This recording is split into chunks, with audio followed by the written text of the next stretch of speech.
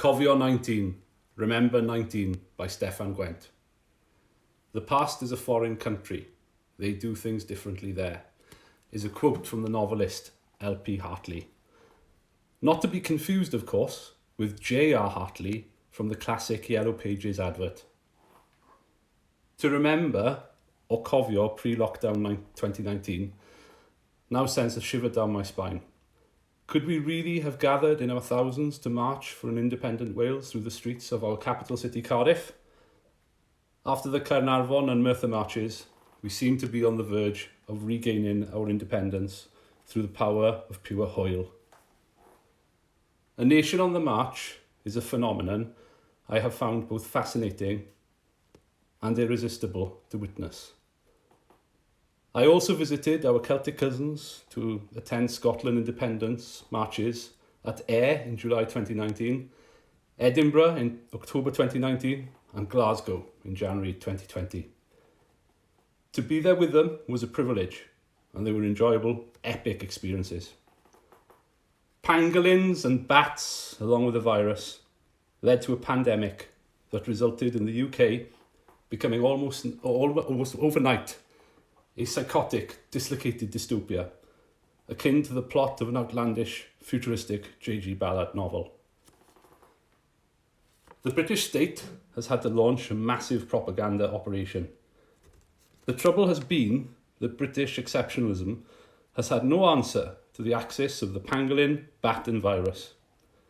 Queen Elizabeth, Dame Vera Lynn and Captain, now Colonel Tom, with a combined age of 297, have been the only PR antidotes to cover up UK government and Welsh government mass-scale public health incompetence. UK state broadcaster, the BBC, has almost been silent about Northern Ireland during the pandemic crisis. I've concluded that this silence may be because of the cooperation between the Republic of Ireland and the statelet in the north has been significant. The pangolin, bat and virus have combined in an accident of history to unite an artificially partitioned island. Irish independence leaders Eamon de Valera and Michael Collins could never have predicted this outcome. A new epidemiological nationalism perhaps now trumps the bullet, bomb and ballot box in Ireland.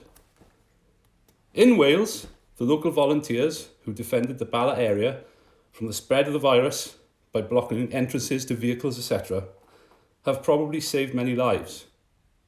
For now.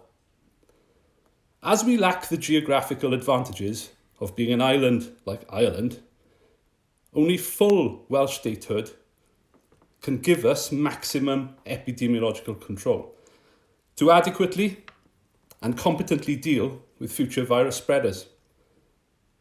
If no viable vaccine can be developed against the virus, it is not inconceivable that history will show that Cardiff, Caernarfon and Merthyr were the only 3 Welsh independence marches allowed before Wales regained her independence. UK Chancellor Richie Sunak was recently reported by the national newspaper in Scotland to have said to a colleague, "For the UK to be broken up because it doesn't make financial sense, so that England can separate from the rest of the Union to maximise profits."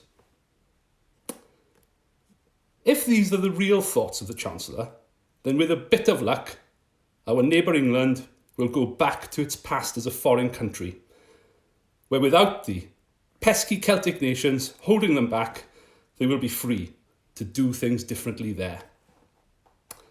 With London and the whole UK potentially facing economic ruin, even before Brexit has happened, it should not be all doom and gloom, for in disaster lies opportunity. To conclude, let us recall the words of Welsh Independence campaigner Eddie Butler when we remember Cofio 2019. It is better to be free and poor than be a servant and poor.